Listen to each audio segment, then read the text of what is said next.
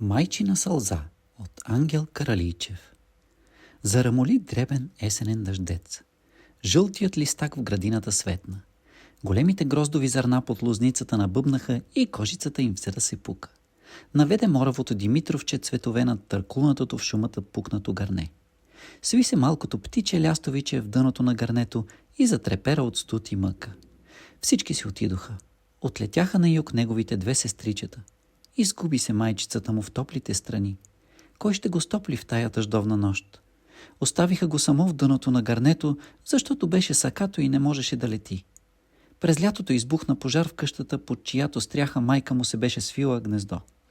Докато старата лястовичка смогна да грабне рожбата си от огъня, един въглен падна в гнездото и парна лястовичето под ясното крило.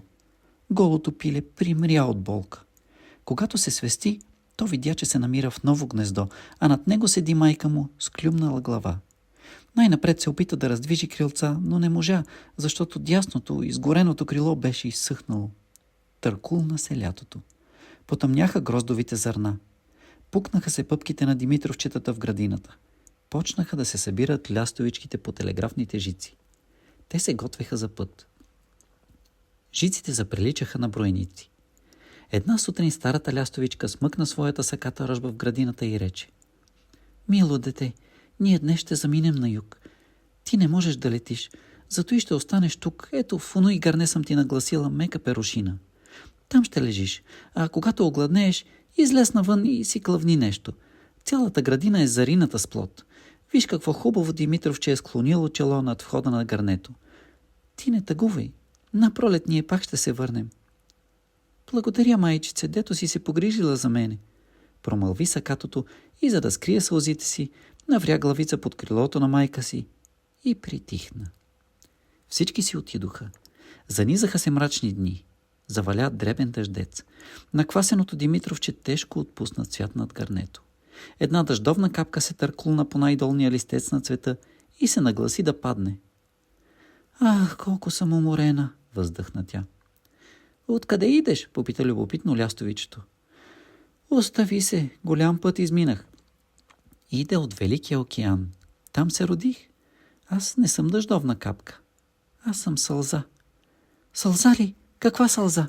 надигна се тревожно лястовичето. „Майчина. Историята на моя живот е къса. Преди 9 дена една уморена и сълзена лястовичка кацна върху мачтата на един голям океански параход. Аз стоях в дясното око на кахърната птичка. Океанът ревеше, духаше силен вятър. С немощен глас продума лястовичката на вятъра: „Братко ветре, когато ходиш над света, ако минеш през България, отбий се при моето сиротно пиле и му кажи да се пази от черния котак, който се върти в градината. Забравих да поръчам на рожбата си, когато тръгвах. Кажи му още, че моето сърце изсъхна от мъка." „Къде е твоето лястовиче?" попита вятърът.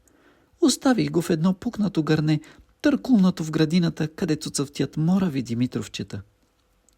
Додето изрече тия думи старата лястовичка, аз се отроних от окото й. Вятърът ме грабна и ме понесе над света. 9 дена летях. Ето сега паднах на той цвете. Колко съм уморена. Искам да капна и да заспя. Сърцето на сакатото лястовиче се обърна. Стана бърже, отвори човка и пое от малялата майчина сълза. „Благодаря ти, майчице", прошепна то, легна си в перушината и заспа, затоплено от сълзата, сякаш беше под майчините си криле.